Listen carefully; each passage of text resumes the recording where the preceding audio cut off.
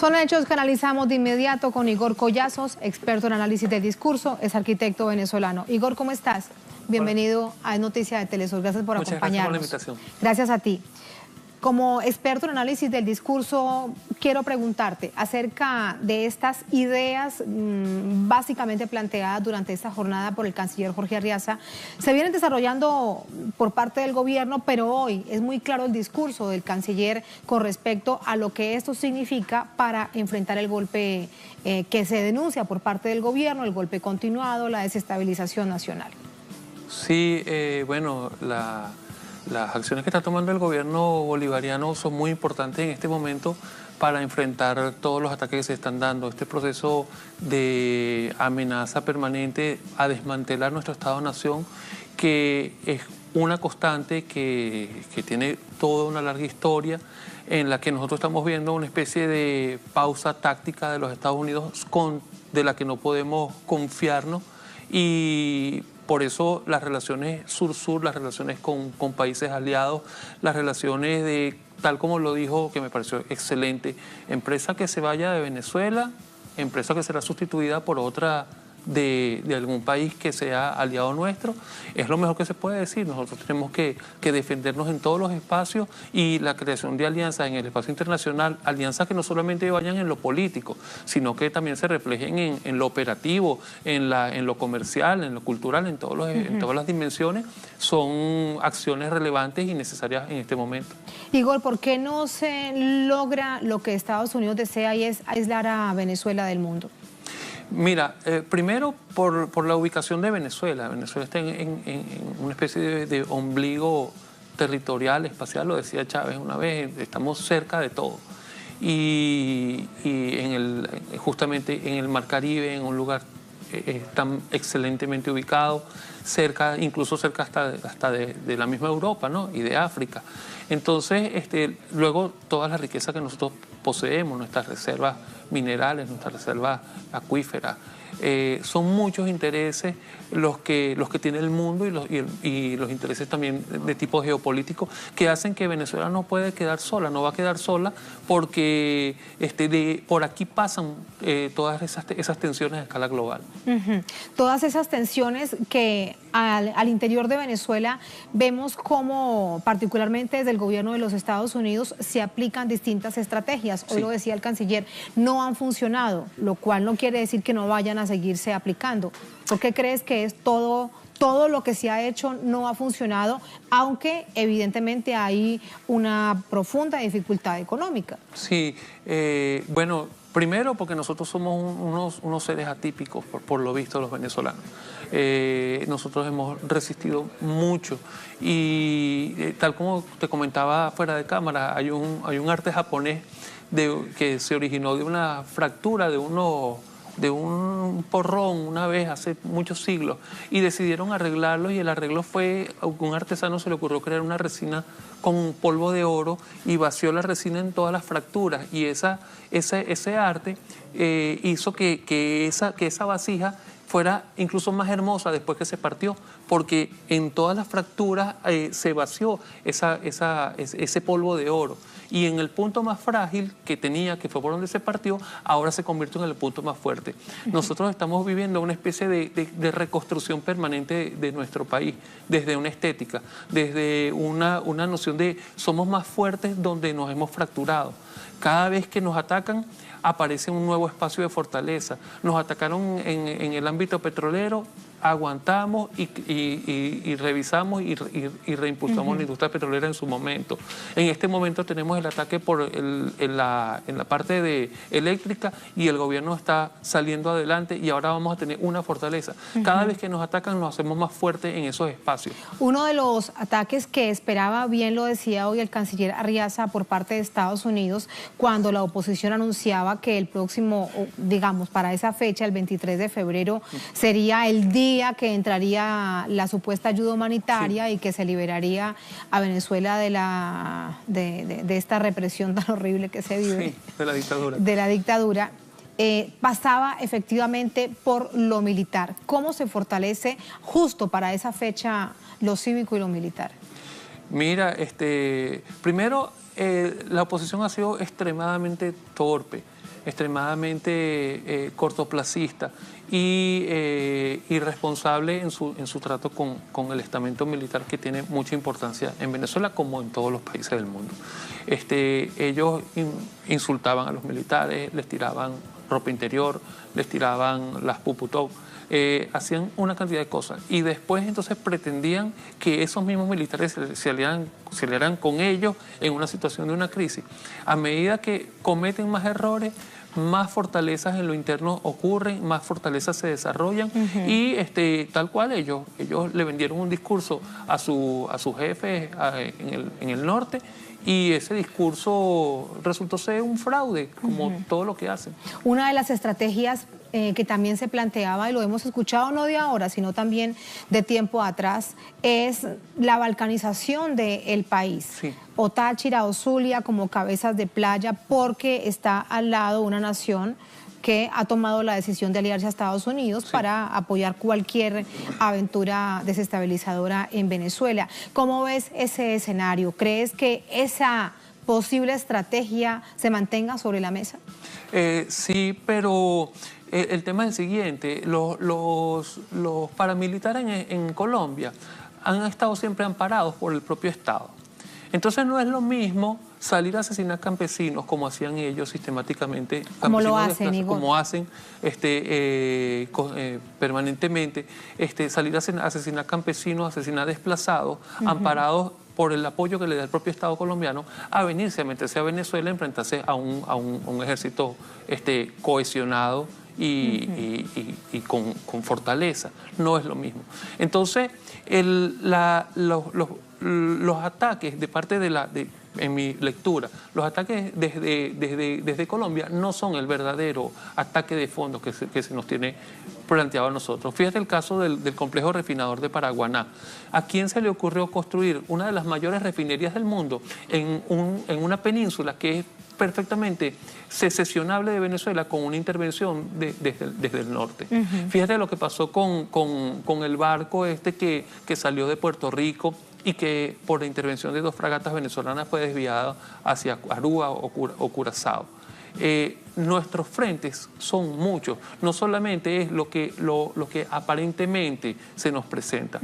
Lo que aparentemente se presenta, o lo que se presenta a través de titulares. A través de titulares. Pero fíjate, por ejemplo, el caso del estado de Amazonas. Tuvimos un enfrentamiento en una isla en el río Orinoco, y uno piensa, 30.000 millones de dólares anuales está invirtiendo Estados Unidos en el Centro de Innovación y Desarrollo Tecnológico en el área farmacéutica en Boston, al punto que la empresa Pfizer, que es británica, mudó todo su centro de investigación y desarrollo a Boston. ¿Y dónde están nuestras reservas biológicas? ¿Dónde están?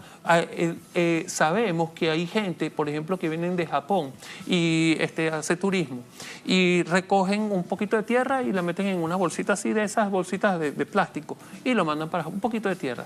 Resulta ser que ese poquito de tierra tiene bacterias que son únicas en el mundo. Bacterias que son propias de nuestra diversidad biológica, y con esas bacterias, aparentemente este poquito de tierra se cultiva, y de ahí sacas medicamentos, drogas, todo tipo de recursos. Entonces, el Amazonas es un frente y no le hemos prestado el suficiente atención mediática. ¿Por qué? Porque nos fijamos en lo que es evidente, o lo que es entre comillas evidente, que es el ataque de los paramilitares colombianos. Yo te escucho cuando ofreces esta reflexión, y recuerdo la teoría de Thierry Meyssan, sí, ¿no? Un analista francés que desde hace varios años lo que plantea es la balcanización, no solamente de Venezuela, sino toda una reestructuración, todo un reacomodo planetario, y en este caso de América Latina. ¿Lo compartes entonces? ¿Crees que esa es la intención? Más allá de si se cumple o no, porque hay pueblos y hay gobiernos que no lo permitirán, ¿crees que esa es la intención? Sí, eso pareciera, porque por todos lados uno ve un proceso histórico de fractura del territorio. Un libro maravilloso que se llama la Historia de la Nación Latinoamericana, de un autor argentino, ahorita se me escapa el nombre.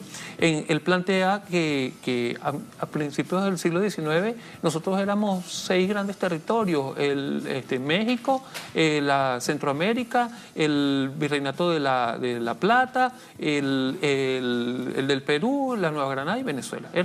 Y ahorita somos 20 y tantos países. ¿Qué pasó en el intermedio? ¿Cómo Centroamérica fue fracturada con tantos crímenes asociados a ese proceso de fractura del Estado-Nación? ¿Por qué? Porque tenían el interés de crear el paso entre los océanos, Atlántico y Pacífico, y necesitaban hacerlo en un territorio que fuera frágil y debilitado. Entonces, ese proceso, la creación de tantos enclaves, ¿por qué está precisamente la base en Ecuador? ¿Por qué está ubicada allí? Porque en ese punto, la cordillera de los Andes tiene un punto donde baja la altura, y está planteado desde el siglo XVIII la creación de un canal que atraviese desde el Pacífico hasta los Andes en su punto más bajo para caer en el río Amazonas. Eso está planteado desde hace más de 2 siglos y eso no se conoce. ¿Por qué no se conoce? Porque no hay una reflexión acerca de cuáles son los intereses geoestratégicos que influyen en Venezuela y porque no hay Latina. Intereses en que eso se conozca mucho, porque precisamente genera las alarmas. Y en este caso, particularmente Venezuela, hay distintas razones, digamos, multifactoriales que llaman al análisis cuando vemos el nivel de asedio que tiene el país. Sí. Una de los análisis fundamentales es el petróleo. Entonces, pasa por el petróleo, pero pasa también por los recursos naturales que hay en esta nación. Todos los recursos todos que los tenemos, demás recursos. todos los demás recursos. El petróleo, por supuesto, tiene como se dice, estelar, sí, el rol que tiene. Pero no solamente es el petróleo per se, sino es el petróleo en la medida en que encaja dentro de una constelación de factores geopolíticos a nivel global y económico. Es decir, Estados Unidos es un país que ha estado sufriendo un proceso de desindustrialización en las últimas décadas. Entonces, los niveles de consumo de petróleo quizás no sean su interés primordial, pero sí el control del petróleo como recurso que les permita tener un respaldo para poder hacer sus operaciones fundamentales que tienen que ver con el desplazamiento del Medio Oriente hacia el frente Asia Pacífico. Sus operaciones de guerra, entonces. De guerra. Sus operaciones sí, de guerra. Es decir, todo este recambio del orden mundial pasa entonces de Oriente Medio a otras regiones del mundo, sí, y Venezuela resulta fundamental. Claro, resulta fundamental porque es como la cuenta de ahorro petrolera que necesita garantizarse Estados Unidos para poder operar en los otros espacios. ¿Y qué pasa con naciones tan poderosas petroleramente hablando como Arabia Saudita? Bueno, fíjate el distanciamiento que ha habido con respecto de Estados Unidos, respecto de Arabia Saudita en los últimos tiempos. Tiene que ver con ese progresivo desalojo del Medio Oriente hacia el Asia Pacífico. La construcción de la base naval en el Sultanato de Brunei, país que es extremadamente importante y del que prácticamente nadie oye hablar, porque resulta ser que es del tamaño del estado Miranda, pero resulta ser que tiene paso franco desde el sur hacia el norte hacia el mar de China meridional. Y la construcción de una base que están haciendo Estados Unidos en ese punto, una de las mayores bases a nivel mundial, para convertirla en un punto de operaciones, en un punto nodal para el ataque hacia el norte, hacia China. Así que todo esto nos lleva a plantear, con esa reflexión quiero despedirte, Igor, y es que la gran amenaza de los Estados Unidos por todo esto que me dices, según tu visión, no es ni siquiera Rusia, sino China. China y por supuesto también Rusia. Recordemos que hay una tesis, una doctrina geoestratégica de los Estados Unidos que fue evolucionando en el tiempo. Nosotros ahorita hablamos de la doctrina Monroe, pero es que la doctrina Monroe respondió al contexto del siglo XIX. La doctrina geoestratégica de los Estados Unidos fue evolucionando con el tiempo y entonces apareció la doctrina que se llama la doctrina Rimland, que es la construcción de un anillo alrededor del corazón del mundo, que es el Asia Central. Y la importancia de Afganistán y la presencia de Estados Unidos en Afganistán no es porque ellos quieran controlar ese país, que es un país seco y montañoso, es porque es una cuña que penetra el espacio más importante del mundo, que es la Asia tampoco por Central. defender al pueblo de los talibanes, ni de los talibanes. No, es porque es una cuña para penetrar y incrustarse entre Rusia y China, sus dos enemigos históricos. Entonces deben estar muy preocupados por el proyecto de la Ruta de la Seda. Por supuesto. De hecho, la creciente presencia de Estados Unidos en el Asia Central y en el Asia-Pacífico deriva de eso. Ahora, el tema es que China y Rusia crearon la Asociación de Shanghái, de Shanghái. El Foro de Shanghái. El Foro de Shanghái, en el cual los países del Asia se están rápidamente reorganizando en torno a ese espacio multilateral, multinacional, y Estados Unidos se está viendo cada vez más desplazado. Entonces, recientemente leíamos algunos analistas que están diciendo que de verdad los procesos de erosión del poder de los Estados Unidos se están acelerando a escala global. Lo que pasa es que no los vemos, porque seguimos viendo a Donald Trump en la televisión dando sus declaraciones, pero realmente la erosión se está dando y a pasos, como dice, a pasos agigantados. Claro, a nivel industrial, a nivel comercial, es evidente, sí, pero desde el poder militar aún no, Igor. No. Es real, claro, que tienen un gran poderío porque, claro, invierten miles de millones de dólares,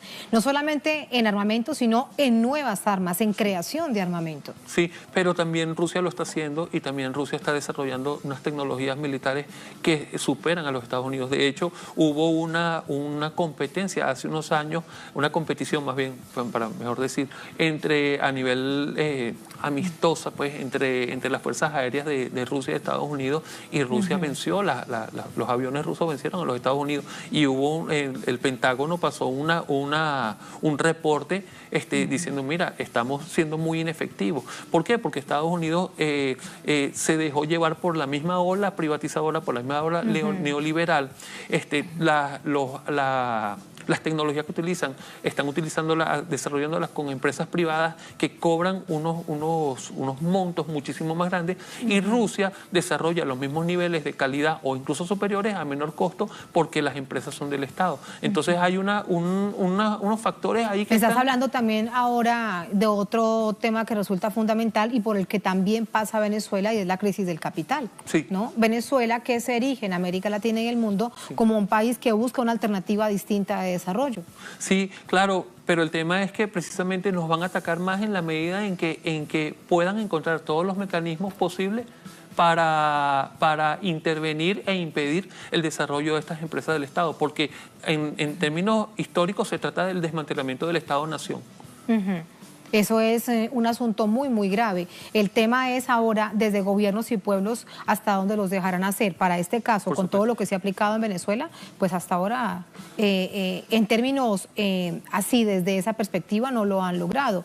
Les quedaría una intervención militar, sí, y vemos que es una opción alejada cada vez más, aunque, como siempre lo dicen, se mantiene sobre la mesa. Se mantiene sobre la mesa. muchísimas gracias, Igor, por ese análisis. Okay. Un placer. Muchísimas gracias. Buenas noches. Por la invitación. Quédate aquí sentado, por favor. Nos vamos a una pausa muy breve y ya volvemos. Okay.